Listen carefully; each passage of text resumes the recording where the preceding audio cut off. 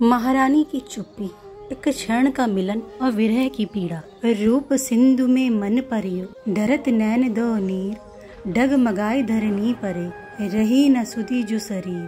पिय को मन आपुन हर लीनो, अपनो चित प्रीतम को दीनो। मन रहियो उही कुंवरी फिरी आई, और न कछुए बात सुहाई।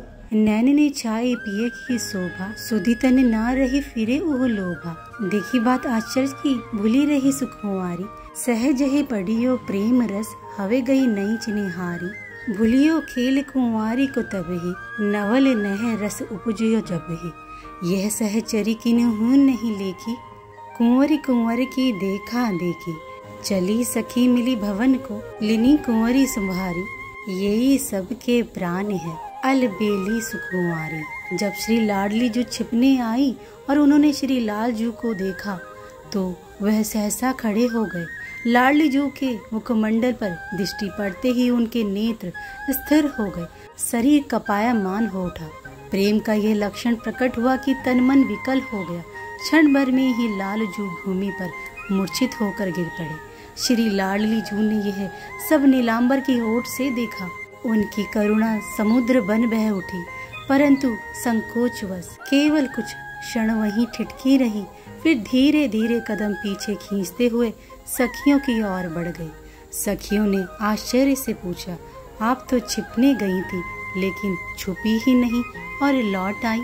लाडली जू मौन रही, कुछ नहीं बोली, केवल एक संकेत किया, चलो अब मुझे खेल नहीं खेलना। महारानी जू का आदेश मिलते ही समस्त सखियां चुपचाप चल पड़ी। लाडली जू के नेत्रों से अश्रुधारा बह रही थी, पर किसी को कुछ समझ नहीं आ रहा था कि ये अचानक कैसी उदासी छा गई।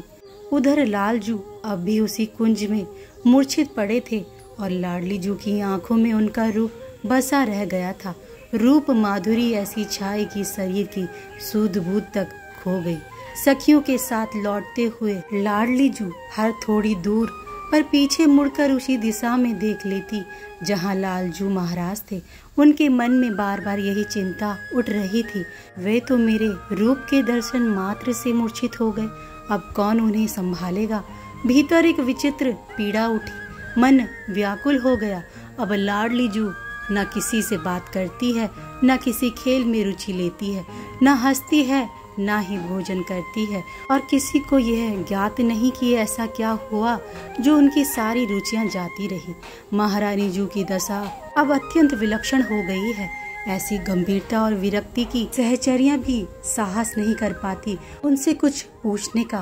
वह केवल तिरछी दृष्टि से देखती है और मन में आशंका करती है, हमारी स्वामिनी को क्या हो गया। वह हमसे कुछ बोलती नहीं, हंसती नहीं, बस एक मौन छाया है। जय श्री राधा।